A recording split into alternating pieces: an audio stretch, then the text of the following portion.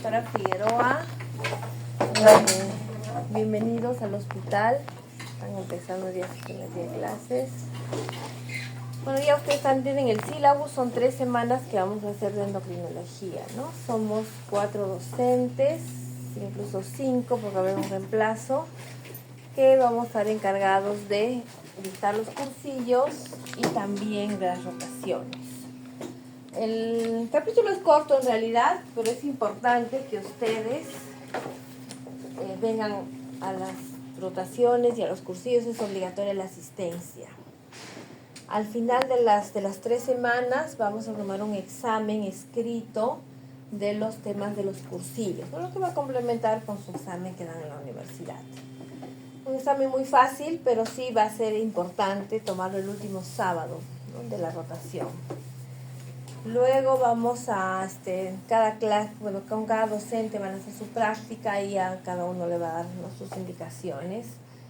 Y lo otro es que todos tienen que exponer, porque al final la nota va a salir una de la práctica, una del seminario, que ya se ha repartido, ya su delegada se ha repartido, y la otra del examen que estamos mencionando. Entonces, eso básicamente. Ustedes ya como 8º ciclo tienen bases en lo que es la endocrinología, y han hecho fisiología, anatomía, semiología, entonces ya tienen conceptos básicos de la especialidad. Básicamente, para que recuerden, tienen que conocer toda la fisiología del sistema endocrino, ¿no? Entonces, haciendo un repaso del sistema endocrino, pues hay varios órganos endocrinos, ¿no? A ver, alguno, voluntario, voluntaria, órganos endocrinos. Páncreas, muy bien. Hipotálamo, tiroides, paratiroides, glándulas suprarrenales,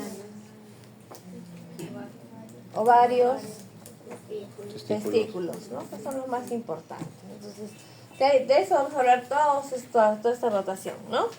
Entonces, definitivamente una de las patologías más frecuentes en endocrinología es la diabetes, ¿no? Por eso que hay un tema especial para hacer el tratamiento de la diabetes. Seguramente en la clase de hoy en la tarde, que va a ser la primera teoría, ahí van a ver ya pues los criterios diagnósticos, la clasificación, lo que está programado para esta tarde en teoría. Pues básicamente nosotros vamos a ver ahorita lo que es el tratamiento de la diabetes, ¿no? La diabetes es una enfermedad que se caracteriza por hiperglicemia. Primero vamos a recordar, ¿cuánto es la glucosa normal en ayunas? De 70 a 100. Entonces, hiperglicemia es por encima de 100. Puede haber hiperglicemia de 101 como hiperglicemia de 1000, ¿no? Haciendo una exageración. Entonces, hay grados para determinar si es diabetes o prediabetes, ¿no? Los criterios diagnósticos. Si nos basamos exclusivamente en la glucosa en ayunas, porque una cosa es tomar la glucosa en ayunas, que es de 70 a 100, y tomar la glucosa 2 horas o al azar después de ingerir alimentos. Es totalmente diferente, eso hay que verlo bien. Y también es diferente tomar la glucosa en pacientes no hospitalizados que en pacientes hospitalizados, porque también eso altera los niveles de glucosa. Por lo tanto, si nosotros tenemos una glucosa en ayunas encima de 100, llamamos prediabetes. Pero ¿hasta qué punto es prediabetes? 125. Hasta 125. 126 para arriba ya se considera criterio diagnóstico de diabetes. Entonces, el tratamiento de la diabetes se inicia cuando hemos diagnosticado diabetes. El tratamiento de la prediabetes farmacológico todavía es controversial, ¿no? Pero sí es cambios en estilos de vida.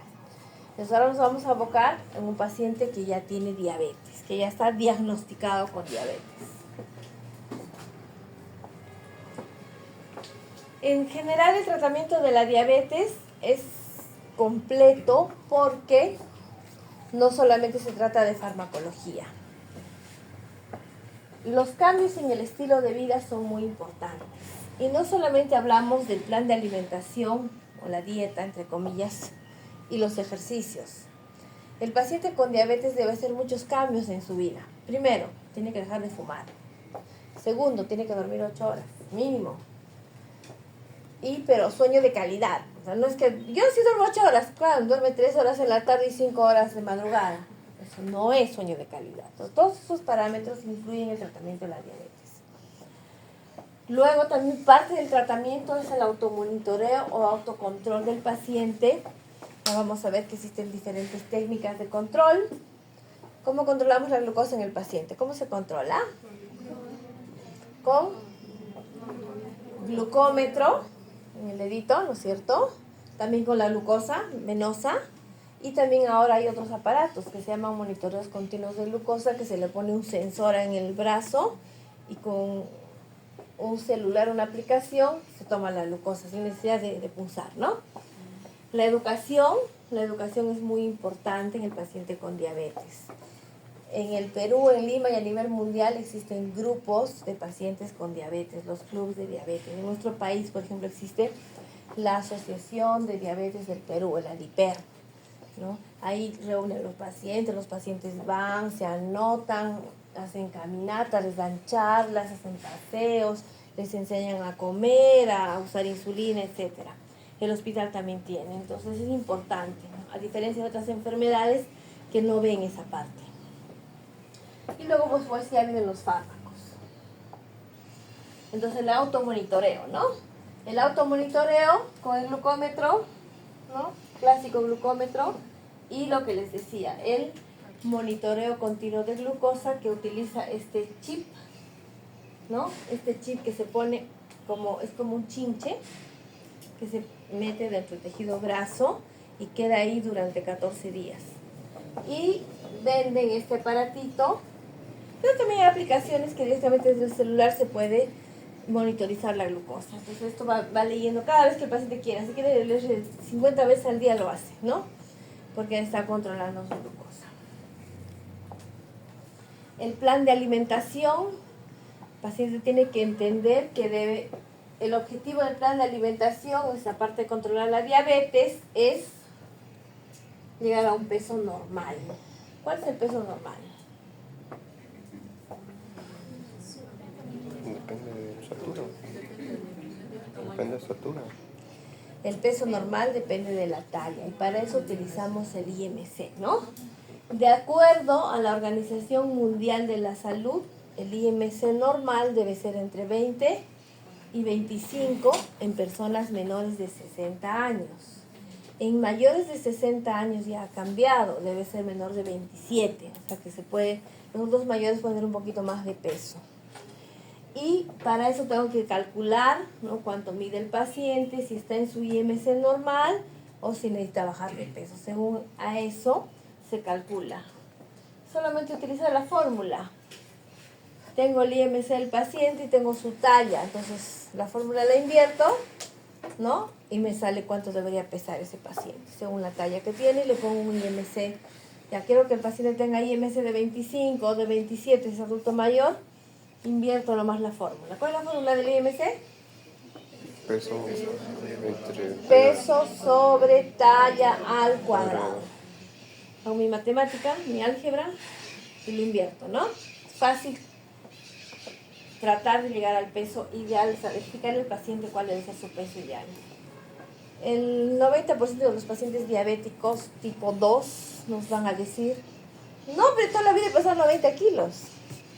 Padre dice que debe pesar 70, ¿no? Que sería lo ideal. Entonces, pero bueno, es lo que siempre nuestra obligación es decirle, así el paciente no quiera, pues para que, ¿no?, entienda. En cuanto a la composición de los alimentos, recuerden que tenemos los macronutrientes y los micronutrientes. En los macronutrientes tenemos a los carbohidratos, a las proteínas y a los lípidos. Los carbohidratos a su vez se dividen en carbohidratos simples y complejos. Los carbohidratos simples, que son los azúcares, están contraindicados en los pacientes con diabetes. Entonces, eso sí hay que reducir al 100%. Los carbohidratos complejos, que son los almidones, ¿en qué alimentos hay almidón? Pan, arroz, galletas, empanadas, ¿no? Todo lo que comemos a diario. Hay que disminuir la cantidad de carbohidratos complejos. Las grasas. Tenemos las grasas Tenemos las poliinsaturadas, que son las grasas de origen animal, que hay que bajarlo. Y las monoinsaturadas, que son las de origen vegetal. ¿Dónde tenemos grasa en los vegetales? Palta, aceituna, menestra, frutos secos. Y las proteínas, ¿no? Las proteínas principalmente están en los productos de origen animal, ¿no? Carnes, leche, huevo, etc. Entonces, del 100% de los alimentos, carbohidratos debe ser más o menos el 50%, grasas del 20 al 30% y lo demás proteínas. Esa es la forma de distribución de una alimentación saludable. Adicionalmente, se debe consumir fibra, 30 a 50 gramos de fibra. ¿Y dónde encontramos la fibra? ¿Qué alimentos?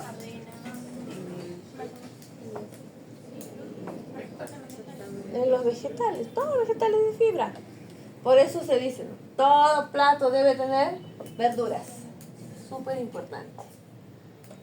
En cuanto a la actividad física, va a depender del paciente. La mayoría de los pacientes con diabetes son adultos o adultos mayores. Entonces no le vamos a mandar a que corra 10 kilómetros diarios, ¿no? A que son ejercicios de moderada intensidad, pueden ser caminatas, dependiendo de su capacidad física y de su edad. Entonces también eso va a depender del tipo de paciente. En cuanto al tratamiento farmacológico, se ha clasificado los fármacos de la diabetes en dos grupos, los fármacos no insulínicos y las insulinas. Dentro de los fármacos no insulínicos tenemos los antidiabéticos orales y los antidiabéticos subcutáneos. Antes de hablar de los fármacos, vamos a ver cuál es la fisiopatología de la hiperglicemia. ¿Por qué hay hiperglicemia en la diabetes? ¿Qué falla? Insulina, no, insulina. Células beta. Las células beta, ¿no? Las células beta son las encargadas de sintetizar insulina. Y las células beta sintetizan insulina en dos momentos. En forma basal, o sea que permanentemente están botando un poquito de insulina a la sangre, pero también en forma de bolos cada vez que ingerimos alimentos. Entonces, si ingerimos alimentos 10 veces al día, las 10 veces el páncreas va a necesitar botar insulina, ¿no? Lo ideal, ¿cuánto es lo ideal de consumir alimentos? 3 o 5 veces al día. 5 veces al día. Pobre páncreas. Eso es un invento, no sé de quién, de la industria alimentaria que vende comida. Se debe consumir 3 veces al día. En adultos estamos hablando. En niños sí, porque los niños están en crecimiento, ¿no? En niños jóvenes, adolescentes, hasta los 18 años. Después, 3 veces al día. ¿Para qué? Para que el páncreas no se desgaste. Si no, el páncreas a cada rato va a estar botando insulina cada vez que comemos algo. Entonces, uno de los principales mecanismos fisiopatológicos de la hiperglicemia justamente es falla en la célula beta.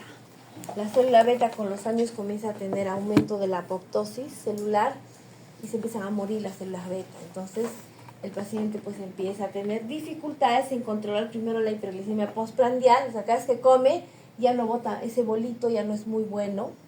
Entonces el paciente hace hiperglicemias postprandiales. Pero basales todavía la tiene controlada, por eso es que la diabetes no se diagnostica inmediatamente, demora, porque esas alteraciones pasan desapercibidas. Entonces falla en la secreción de las células beta por páncreas. Ese es uno de los mecanismos. ¿Por qué también se da hiperglicemia en la diabetes? La otra causa, en la diabetes tipo 2, en la obesidad, existe la resistencia a la insulina. ¿Qué significa resistencia a la insulina?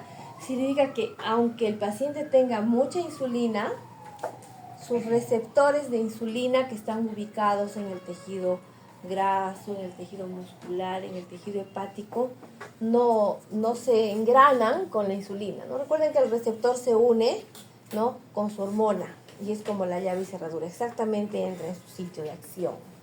Pero al haber una resistencia a la insulina, hay receptor, pero no no logran no unirse y por lo tanto es como que no hubiera insulina. Es lo mismo, no hay insulina, igualito a hiperglicemia, ¿no? Porque la función justamente de la insulina es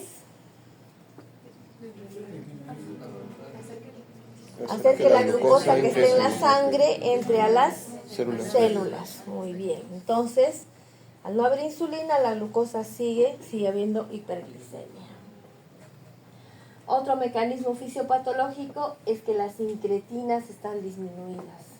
¿Alguien sabe qué son las incretinas? Son células que están en el... Estas se encargan de enviar como que mensaje al páncreas para que como que le llegó alimento y para que comience como que a fabricarlo. Muy bien. Cada vez que se ingieren alimentos, se sintetizan las incretinas, son hormonas sintetizadas en el intestino. Entonces, llega el alimento al intestino, estas hormonas se liberan inmediatamente y mandan una señal al páncreas, justamente avisándole que va a llegar glucosa a la sangre para que empiece a liberar insulina. Estas incretinas son dos, el GLP-1, no se olvide el GLP-1 que ahora está súper de moda. ¿Han escuchado las inyecciones que bajan de peso? Es el GLP-1, ¿ah?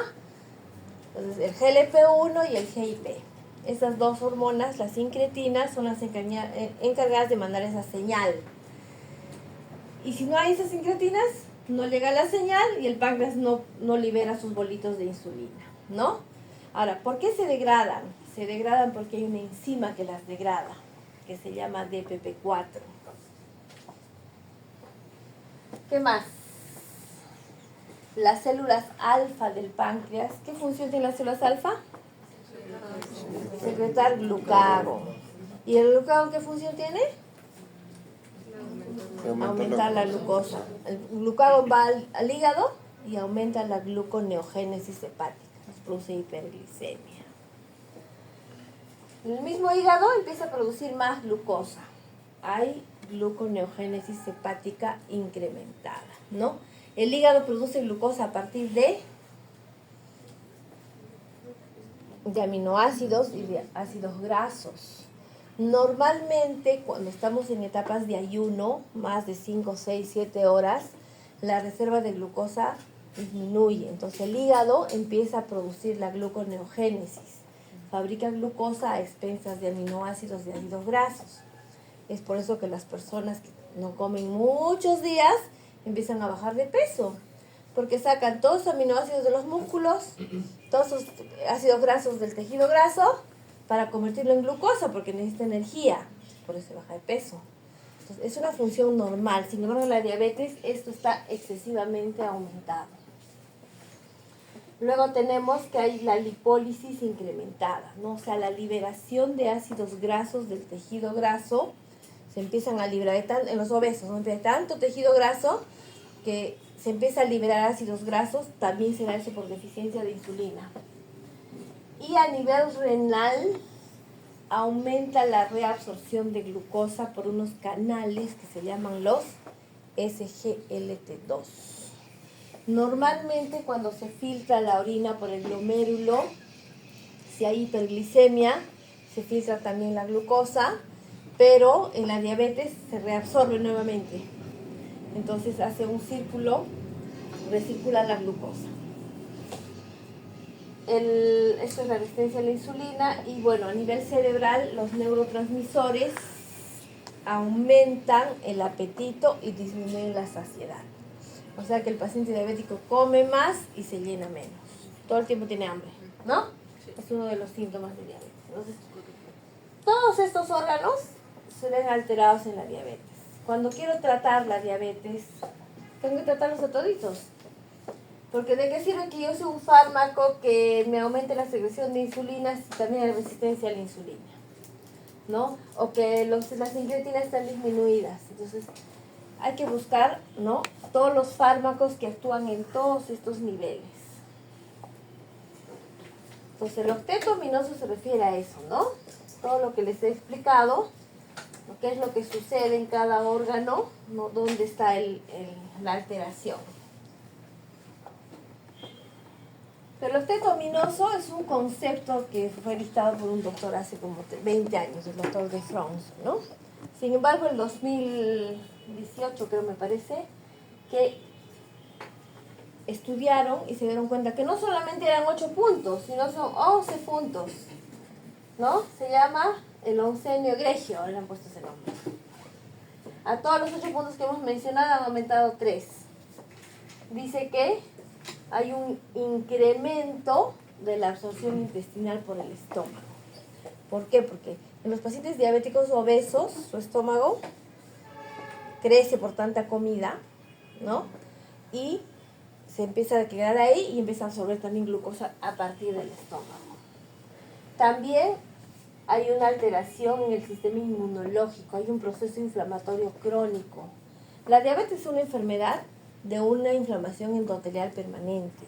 La hiperglicemia produce alteraciones en el endotelio y hace pues que se liberen factores de necrosis tumoral, interleuquinas, que aumentan, por eso que la diabetes al final termina pues en pie diabético, porque altera la circulación, en infartos, etcétera, ¿no?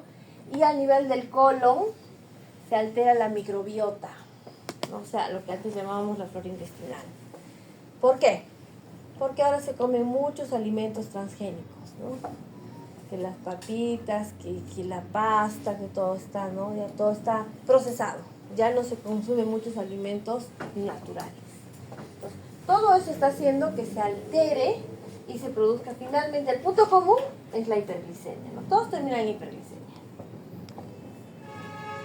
Entonces aquí vamos a ver los fármacos. ¿Qué fármacos es para cada uno de los puntos que hemos visto, ¿no? Eso lo vamos a ver ya cuando hablamos fármaco por fármaco. Pero, por ejemplo, ¿qué fármacos estimulan la secreción de las células beta, o sea, la secreción de insulina? Principalmente las sulfonilurias, los análogos GLP-1 y los inhibidores de PP4. Eso lo vamos a ver ahorita qué fármacos son. ¿Qué fármacos mejoran la resistencia a la insulina? Que se da en los músculos. Las tiazolidinedionas y la metformina. Igual, los mismos fármacos, ¿no?, evitan la mayor producción de glucosa. ¿Qué fármacos inhiben la reabsorción de glucosa? Los inhibidores de SGLT2. A nivel de la lipólisis, las tiazolidinedionas. Y así sucesivamente en cada uno de los órganos vemos qué fármacos van a ir mejorando esas alteraciones fisiopatológicas para evitar la hiperglicemia. Entonces, se han dividido los antidiabéticos orales en los secretagogos de insulina. ¿Qué significa secretagogo de insulina? Significa que va a producir liberación de insulina en las células beta. Actualmente tenemos a las sulfonilurias. Acá les he puesto no hay porque ya las retiraron del mercado. Las únicas que existen actualmente son las de segunda generación, glibenclamida, gliclazida y glimepirida. Las otras metilíneas ya no hay. Luego tenemos los sensibilizadores de insulina, que significa que disminuyen la resistencia a la insulina, hacen que la insulina trabaje mejor. Tenemos a las biguanidas, dentro de eso la metformina y las tiazolidinedionas, que ha quedado la pioglitazona. Los inhibidores de la alfa-glucosidasa intestinal ya no existen. Ni siquiera se menciona en el octeto ominoso ese tema. Lo pongo ahí porque todavía en los libros está y está en todo sitio. No sé por qué. Luego tenemos los que incrementan las sincretinas. ¿Se acuerdan que había disminución de las sincretinas? Estos fármacos incrementan a las sincretinas. ¿Por qué? Porque inhiben a la DPP4. ¿Se acuerdan de la DPP4? Que era una enzima que degradaba el GLP-1. Si yo inhibo a la enzima, el GLP-1 va a aumentar. O los análogos de GLP-1, ¿no? Los que están de moda para bajar de peso ahorita. Y los inhibidores SGLT2, empaglifosina y dapaglifosina. Seguramente les suenan muy familiares porque eso lo habrán visto en cardiología, me imagino. No han hecho cardiología el siglo anterior. Listo, vamos a hablar de la famosa metformina. Todos la conocen y la quieren a la metformina, ¿no? ¿Todos han escuchado de la metformina? La metformina, hasta hace 2 años, era el antidiabético oral de elección. O sea, metformina a todo el mundo, no a todos los diabéticos. ¿Por qué? Porque disminuye la gluconeogénesis hepática, porque aumenta la utilización de glucosa, favorece el recambio plásmico, baja de peso, mejora el perfil lipídico, no produce hipoglicemia, mejora la resistencia a la insulina y tiene efectos vasculares, o sea, evita los eventos cardiovasculares. La metformina tiene muchos beneficios. Sin embargo, los fármacos más nuevos han demostrado que tiene 100 veces mejores que estos beneficios.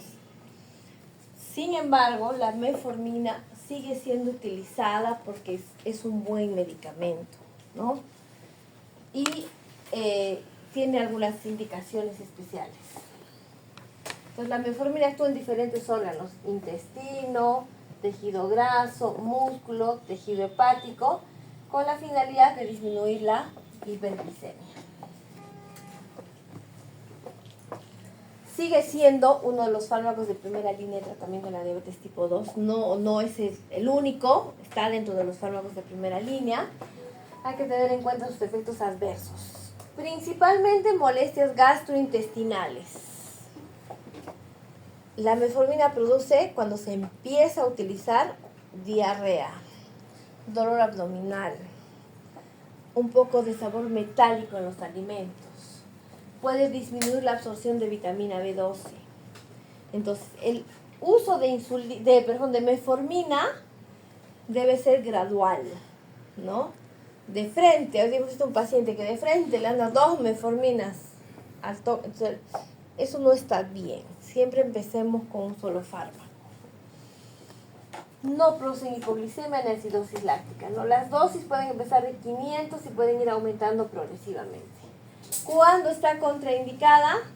En enfermedad renal crónica, en enfermedad de insuficiencia hepática, o sea, en cirrosis, en insuficiencia cardíaca, infartos al miocardio, EPOC, ACV, sepsis, pacientes hospitalizados y tuberculosis. En general, pacientes con un estado agudo crítico. Está contraindicada la metformina. Las sulfonilurias. ¿Qué función tenían? Estimular la secreción de insulina por el páncreas, ¿no? Entonces, las sulfonilurias actúan sobre la célula beta. Esta es una célula beta. Viene la sulfoniluria, se une a un canal de potasio, lo cierra, eso hace que se despolarice la membrana, se abren los canales de calcio, entra el calcio y favorece elimina o libera los gránulos de insulina de la célula beta, expulsa hacia la circulación. Entonces, el efecto de las sulfonilurias es producir y liberar insulina a la circulación. ¿Qué nos trae consigo esto? Si liberamos mucha insulina, ¿qué va a pasar? ¿Qué creen que va a pasar? Hipoglicemia, ¿no? Porque el paciente consume sulfoniluria, come, no come, igualito, se libera insulina y empieza a producir hipoglicemias. Por eso que ahorita las sulfonilurias son medicamentos que tienen ciertas indicaciones, a cierto tipo de pacientes más se les puede dar y en muchos pacientes están contraindicadas, justamente por las hipoglicemias. Hay que tener mucho cuidado cuando se utilizan estos fármacos. Son buenos. O sea, si el paciente tiene 250, 300 de glucosa, le doy una glibenclamida y al día siguiente me va a bajar la glucosa. Pero puede ser que sea mucho y le produzca hipoglicemia, entonces hay que tener cuidado. La pioglitazona es muy parecida a la metformina, porque también disminuye la resistencia a la insulina. Es mucho más potente en disminuir la resistencia a la insulina, ¿no? Aumenta la sensibilidad, disminuye la producción hepática de glucosa y también tiene otro beneficio, disminuye los triglicéridos.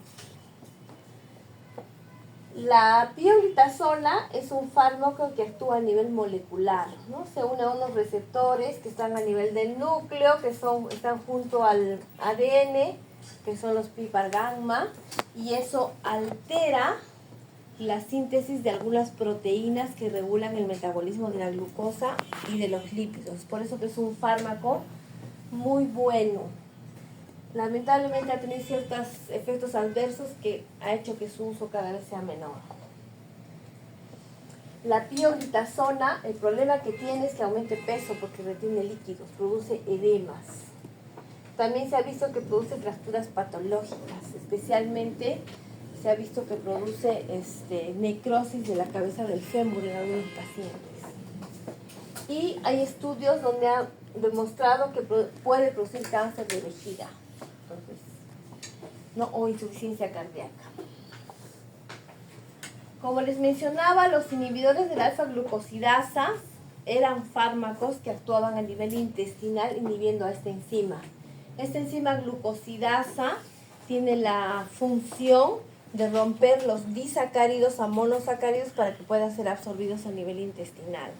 Estos fármacos inhibían a esta enzima y pues inhibían la absorción, ¿no? Pero no tienen mucho efecto. Las incretinas, ahora sí vamos a prestar atención acá porque esto está súper interesante. Las incretinas son dos hormonas que se producen en el intestino en respuesta a la ingesta de alimentos. Tenemos el GLP-1, el péptido glucagon-like, y el GIP, ¿no? Es el péptido insulinotrópico dependiente de glucosa. Estas dos incretinas son las que dan señal al páncreas para que liberen insulina cada vez que se ingieren alimentos. Pero lamentablemente son degradadas por esta enzima, que es la DPP4. Entonces, si son degradadas, ¿no? Nosotros tenemos que trabajar con la enzima, que no las degrade, pues. Acá está. Se ingieren alimentos. Se libera inmediatamente el GIP y el GLP-1, ¿no? Estos van sobre el páncreas, acá está. Van sobre el páncreas, estimulando la liberación de insulina e inhibiendo la secreción de glucagón. ¿Para qué libera insulina? Para que contrarreste la hiperglicemia postprandial. ¿Y para qué inhibo glucagón? Para que no aumente más hiperglicemia, porque el glucagón produce hiperglicemia normalmente. Entonces, esa es la función de las incretinas. Sin embargo, su vida media es de 1 a 2 minutos. ¿Por qué? Porque esta enzima las degrada rápidamente. Solo tiene ese tiempo para actuar sobre el páncreas. Entonces, ¿qué se ha hecho ahora? Se ha sintetizado un fármaco que bloquea la enzima, el inhibidor de la DPP4. Si yo bloqueo a la enzima, su vida media ya no va a ser de 1 a 2 minutos, va a ser por lo menos 10 minutos. Entonces va a ser más tiempo de estimular al páncreas para la secreción de insulina e inhibir la secreción del glucagón. Entonces, ese es el beneficio de usar estos fármacos, ¿no? Entonces, tenemos a los inhibidores de la DPP4, a los que inhiben a la enzima, que permiten que la vida media del GLP-1 y el GIP sea mayor. Tenemos sitaglitina, vildaglitina, saxaglitina, linaglitina, entre los más conocidos. Pero también dicen, ok, si no puedo inhibir a la enzima, mejor de frente le pongo GLP-1. Entonces se ha sintetizado el GLP-1, este es un análogo del GLP-1, es decir, es un GLP-1 sintético. ¿Ya? Tenemos todos los fármacos, liraglutide, exenatide, dulaglutide, lisenatide y semaglutide. La inyección que se utiliza actualmente para bajar de peso es liraglutide, ¿no? No lo han escuchado, Saxenda. Todo el mundo lo se pone, los artistas, todos están poniendo para bajar de peso. ¿Por qué? Porque además de controlar la glucosa, inhibe el vaciamiento gástrico, hace que la persona se sienta llena, ya no come nada. Luego tiene receptores a nivel del hipotálamo e inhiben el apetito. Entonces, eso también favorece a que los pacientes puedan comer menos. Entonces, los inhibidores de PP4, como ya les he comentado, inhiben a la GLP-1 y al GIP de tal manera que aumentan su vida media y, por lo tanto, aumentan la secreción de insulina y disminuyen la secreción de glucagón. Esto hace pues que la glucosa se capte mejor, haya menor hiperglicemia y disminuye la producción hepática de glucosa. Estos fármacos, igual que las sulfonilurias, estimulan la secreción de insulina, pero no producen hipoglicemia. ¿Por qué creen que no producen hipoglicemia? Si también se estimulan la secreción de insulina en la célula beta. Las sulfonilurias también hacen eso, pero sí producen hipoglicemia. Estos fármacos no, porque solamente se liberan cuando el paciente come, ¿no? El GLP-1 y el GIP. Si no comen, no se liberan. En cambio, las sulfonilurias, comiendo o no comiendo, igualito va a liberar insulina. Por eso es que son fármacos más seguros, a diferencia de las sulfonilurias. Aumentan la liberación de insulina, inhiben la secreción de glucagón, enlentecen el vaciamiento gástrico y disminuyen el centro del apetito. O sea, ayudan a bajar de peso. Los agonistas GLP-1, es decir, el uso de un GLP-1 sintético, se ha demostrado que aparte que controlan la diabetes, ¿no? Bajan la glucosa, no producen hipoglicemia, disminuyen los factores de riesgo cardiovascular, bajan de peso, bajan la presión, bajan los lípidos. El problema es que producen reflujo gastroesofágico, como les decía. Lo que hacen estos, al enlentecer el vaciamiento gástrico, producen una especie de gastroparesia. Entonces aumenta el reflujo.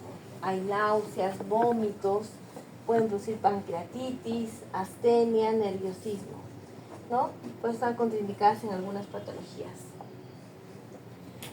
Y los inhibidores SGLT2. ¿Qué son los SGLT2? Son canales transportadores de glucosa y sodio. Existen dos tipos de canales. Uno que está ubicado en el túbulo contorneado proximal y otro que está ubicado en el túbulo distal. El que está ubicado en el proximal es el SGLT2, que reabsorbe el 90% de la glucosa filtrada, ¿no? Recuerden que por la arteriola aferente ingresa la sangre, ¿no? En el glomérulo y luego se filtra. Y esta glucosa se reabsorbe en el 90% por estos canales y el 10% por el tipo 1. De tal manera que en la orina normal no debería haber glucosa.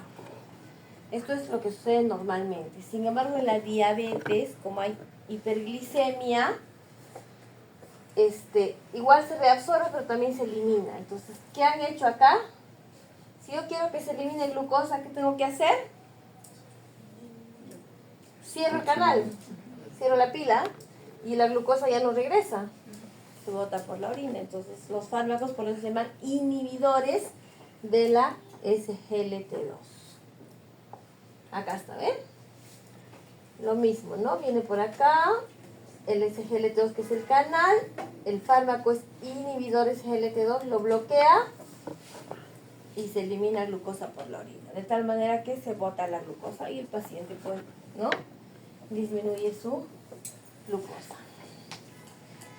Estos fármacos que actualmente han cambiado el esquema de tratamiento de la diabetes, no solamente bajan la glucosa, disminuyen la mortalidad cardiovascular, disminuyen las hospitalizaciones por enfermedades cardiovasculares, disminuyen los eventos cardiovasculares en general, disminuyen la progresión de la enfermedad renal, o sea, evitan que el paciente llegue a la diálisis, disminuyen la microalbuminuria, disminuyen de peso, disminuyen la presión arterial. ¿Ya han hecho cardiología? ¿Les han hablado de estos fármacos? ¿Sí? No. Por supuesto, ahora los cardiólogos dicen que es lo mejor que han descubierto en los últimos 50 años. Ha superado al enalapril, al iversartán, no sé, pues los beta bloqueadores en cuestión de enfermedad cardiovascular. Tiene mejor beneficio que todos esos fármacos juntos. Actualmente, estos fármacos no solamente se utilizan por la diabetes, también están utilizando en falla cardíaca, en insuficiencia cardíaca, en enfermedad coronaria, en enfermedad renal, diabética o no diabética, ¿no? Porque hay insuficiencias renales que no son diabéticas. Entonces, por todos los beneficios que tiene, ¿no?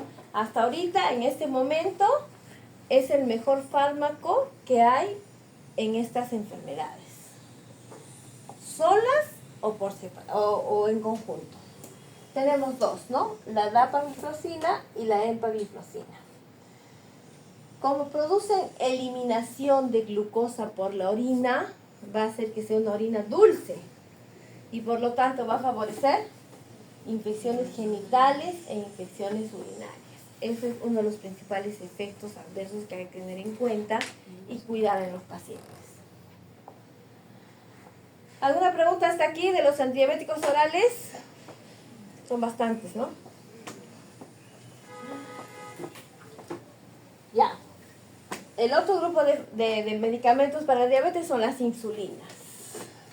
Todo el mundo le tiene miedo a las insulinas, ¿no? Las insulinas tienen indicaciones de uso. ¿Cuándo están indicadas? Cuando el paciente está con una enfermedad muy evidente, baja de peso, tiene glucosuria, cetonuria, tiene síntomas, ¿no?, de hiperglicemia muy severos. O cuando el paciente ya utiliza antidiabéticos orales, pero a pesar de eso su hemoglobina glicosilada no está controlada. Recuerden que el control de la diabetes lo medimos con la hemoglobina glicosilada, ¿no? ¿Cuánto debería ser normal? Menor de 7 en un paciente bien controlado. Si yo le estoy dando metformina, glibenclamida, pioglitazona, sitagliptina, todos los que hemos mencionado le estoy dando, y sigue más de 7, diría que ya no está haciendo efecto por muchos motivos, ¿no? Entonces, esa es una indicación también de insulina. O si es una mujer gestante, porque los antibióticos orales todos están contraindicados en el embarazo. Paciente con enfermedad renal, hepática o crónica, por ejemplo, tuberculosis, cáncer, enfermedades agudas, cetoacidosis diabética, estado hiperosmolar, o enfermedades intercurrentes. De pronto al paciente le da una neumonía, una infección urinaria severa, una hemorragia digestiva, alguna enfermedad, entonces necesita utilizar insulina. Paciente que se va a operar, sobre todo cirugías mayores, o pacientes que utilizan corticoides, antirretrovirales, o pacientes que están utilizando tratamiento para VIH, etc. Todas estas son las indicaciones de la insulina. ¿Cuáles son los efectos adversos? ¿Cuál es el problema de la insulina? Aparte de la molestia de ponerse las inyecciones, porque eso es una molestia, ¿no? Estar poniéndose inyecciones, definitivamente, ¿no? La hipoglicemia. Pero las nuevas insulinas o las insulinas bien utilizadas no deben producir hipoglicemias. Y otro es la lipodistrofia en la zona de aplicación, ¿no? Existe mucha mala información de parte de médicos y enfermeras para la indicación de la aplicación de la insulina. ¿Dónde les han dicho que se pone la insulina? Alrededor del ombligo. Eso está mal, ¿no? Ahí nomás se ponen. Entonces, imagínense, el tejido está expuesto al traumatismo todos los días, entonces produce lipodistrofia, o sea, se empieza a retraer, se empieza a fibrosar. Por eso hay otras zonas de aplicación. Las insulinas son de dos tipos, las rápidas y las lentas, así de simple, las basales. Las insulinas rápidas, como su nombre lo dice, actúan rápidamente, ¿no? Casi inmediatamente. Las ultra rápidas, en 15 minutos ya están empezando a bajar la glucosa. Y la rápida o cristalina, media hora, una hora empieza a bajar. Entonces, por eso se llaman rápidas. ¿Y cuándo se utilizan las rápidas? Si es un paciente que está hospitalizado en emergencia para bajar justamente, ¿no?, rápido la glucosa, o pacientes que ya tienen un tratamiento permanente antes de las comidas. Por eso se llaman las insulinas prandiales, que evitan los picos de hiperglicemia postprandial. Y hemos hablado, ¿no?, cada vez que se come se necesita insulina. Si el paciente no tiene insulina, necesitamos ponerle su insulina. Entonces, por eso se llaman insulinas prandiales, porque se administran junto o antes de las comidas. Y las insulinas basales son aquellas que imitan la secreción continua que tiene el páncreas, ¿no?, lo que les había mencionado. Por eso se llaman basales. Y tenemos dos grupos. La intermedia, que es la NPH, que dura 12 horas, hay que poner 2 veces al día. Y las prolongadas, que duran 24 horas o más, se hay que poner una sola vez al día. Entonces, si nosotros, más o menos para tener una idea, administramos una insulina ultra rápida, en 15 minutos va a ser su pico de acción y va a durarnos unas 4 horas. Si utilizamos una insulina cristalina, en 2 horas es su pico de acción y dura de 6 a 8 horas. Una NPH, ¿no? En 4 horas empieza su pico, es en 4 a 6 horas y dura 12 horas aproximadamente. Y luego la insulina glargina de 24 horas, casi plana, no tiene pico y mantiene una insulina basal. Más o menos así funcionan las insulinas. ¿Qué pasó acá? Entonces, hay que explicar bien al paciente cómo se pone la insulina. Es todo un tema, ¿no? Hay educadoras en diabetes, las enfermeras, sentarse, explicarle a los pacientes, así nomás lo aceptan. Aquí está, ¿no? Aquí está la forma de aplicación de la insulina. Hay diferentes tipos de insulina, como les he dicho, ¿no? La que tiene la letra R es la insulina rápida o cristalina. Y la que tiene la letra N es la insulina NPH. Y los dos son un mulín, miren, la misma marca, pero solo cambia el color amarillo y verde. Los colores también ya están estandarizados, de cualquier marca, no importa la marca, ¿no? Las letras y el color es lo que manda ahí. Y las insulinas ultra rápidas, tenemos también estas. Y las de acción prolongada, de 24 horas. Y también hay las mixtas. Rápida, tienen en la misma inyección, tiene un poquito de rápida y un poquito de lenta, para que se pongan una sola, ¿no? Porque a veces hay que poner los dos tipos de insulinas. ¿Cómo se aplican las insulinas? Vienen en viales tipo penicilina con este tipo de jeringas. Pero también vienen en cartuchos, ¿no? Descartables.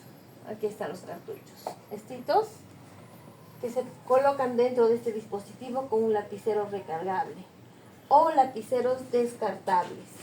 Estos lapiceros utilizan unas agujitas que se colocan en la puntita y el paciente se va poniendo poco a poco. O lo más moderno, la bomba de infusión de insulina. Aquí es un aparatito, ahí adentro se coloca la insulina, todo se programa por este catéter, que ya es un catéter que está pegado a la piel, dentro de la piel va poniendo la insulina. Y este es un sensor que va tomando la glucosa, así como el sensor que les mostré, va tomando la glucosa y por Bluetooth le manda la bomba y le dice, oye, ¿sabes que la glucosa está en 300? Métele una bomba, un poquito de insulina para que baje rápido. No, la glucosa está a menos de 70, aguanta, no le pongas nada, o sea, ¿no? Ya es un tema bastante tecnológico. Esto es lo último que hay en insulinoterapia. Actualmente estas bombas solamente están indicadas en pacientes con diabéticos tipo 1, porque son insulinodependientes 100%. Los pacientes diabéticos tipo 1, si no usa insulina, se muere, ¿no? Entonces, solamente ahorita, ¿no? Porque cada bomba está como $6,000, $7,000.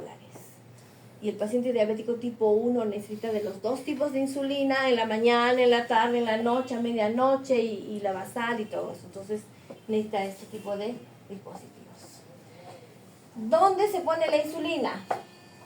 Lo que les decía, nada de alrededor del ombligo. Ahí más bien no. En todas estas zonas. Entonces, lo mejor es rotar. Un día aquí, un día más allá, otro día más allá, para que no se dañe. Puede ser en el abdomen, que es la parte más fácil. Puede ser en los muslos o puede ser en el brazo. Pobre paciente, ¿no? Ya. Listo, entonces, ¿cuál es nuestro objetivo para tratar la diabetes? Hemos hablado de tantos medicamentos. ¿Qué quiero lograr? Primero, que no se complique, que no vaya a tener cetoacidosis, que no vaya a tener pie diabético, que no se infarte, que no llegue a la diálisis, ¿no? Ese es el objetivo a largo plazo. Pero para lograr eso, necesito tener mi hemoglobina glicosilada menos de 7, si es un paciente sano y joven. Pero si es un paciente adulto con otras comorbilidades, de 7.5 a 8. La glucosa en ayunas, o sea, preprandial, entre 80 a 130. Postprandial, ¿qué significa postprandial? 2 horas después de los alimentos, menos de 180. La presión también tiene que estar normal. El colesterol LDL también tiene que estar normal, ¿no? Y siempre la pregunta es, ¿cuánto es el LDL normal?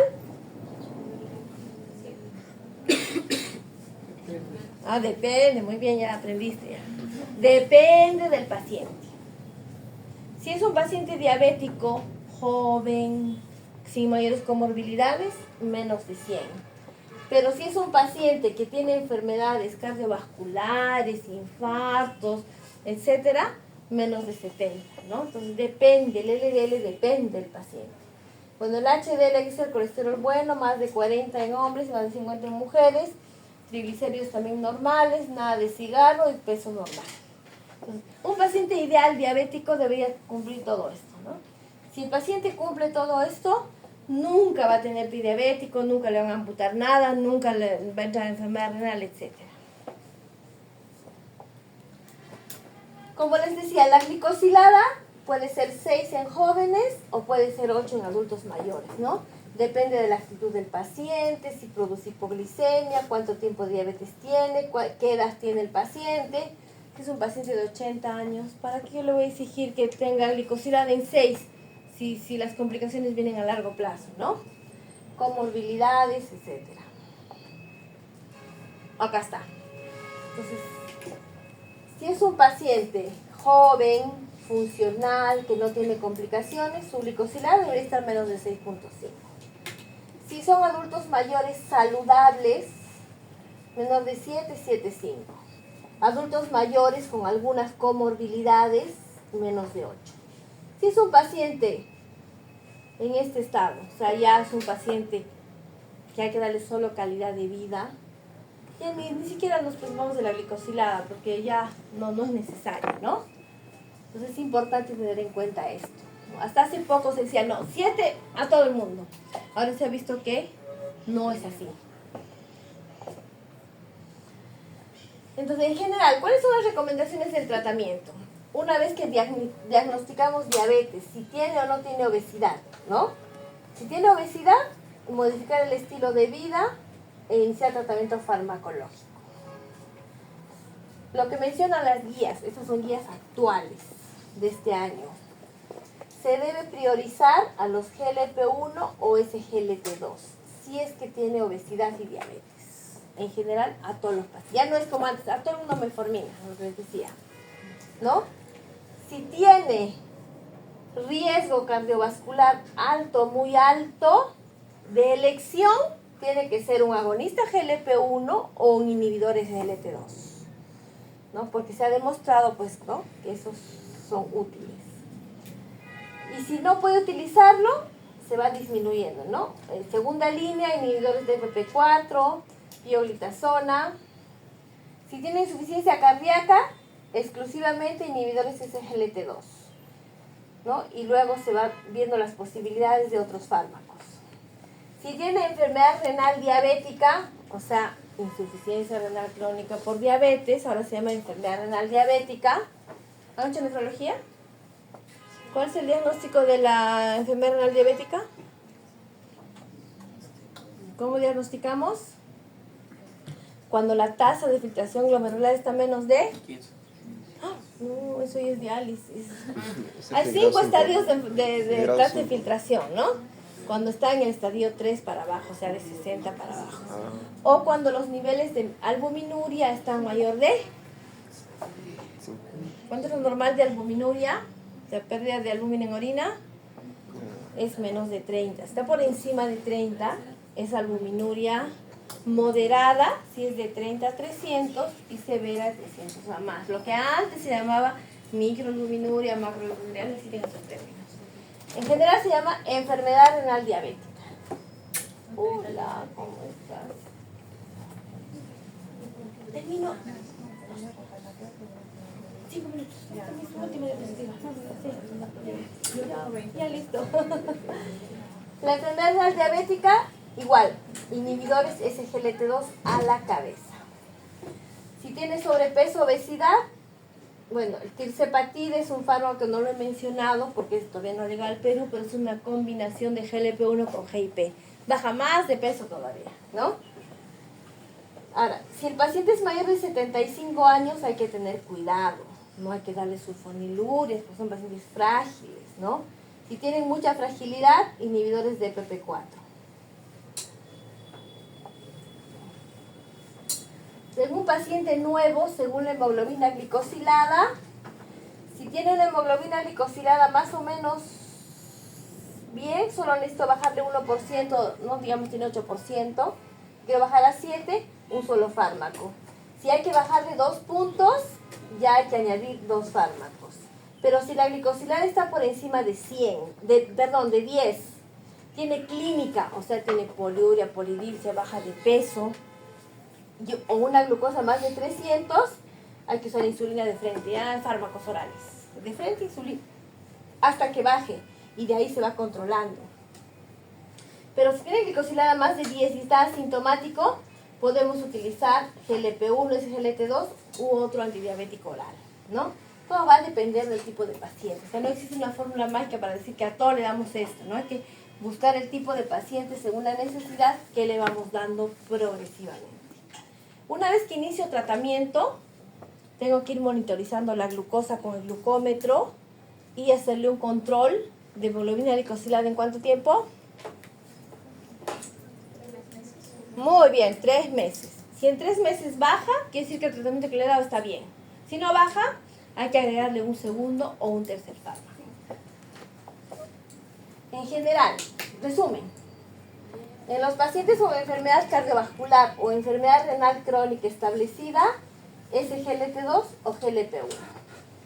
En pacientes con insuficiencia cardíaca, SGLT2. En obesidad e insuficiencia cardíaca, SGLT2. ¿Se dan cuenta? En pacientes con enfermedad hepática, o sea, hígado graso, ¿no? Igualmente, ¿no? Se le da en este caso hay que usar pioglitazol en hígado graso. Es importante recordar. ¿No es GLP-1? También es GLT2, también GLP-1, pero la pioglitazol entra acá. En hígado graso está aprobado el uso de pioglitazol. Si es un paciente que tiene simplemente obesidad, pero no tiene otra complicación, ahí se le puede dar su metformina tranquilamente. También es GLT2 o también GLP-1. Si el paciente tiene peso normal y no tiene otra complicación, metformina o DPP4 o sulfonilurias. No se olviden, adultos mayores, no usar sulfonilurias, nunca. Y pacientes descompensados o estados agudos, siempre insulina. No importa lo que tenga, el paciente siempre debe usar insulina. Si el paciente ha bajado de peso, o tiene una tuberculosis, o tiene, no sé, pues alguna otra enfermedad concomitante, insulina.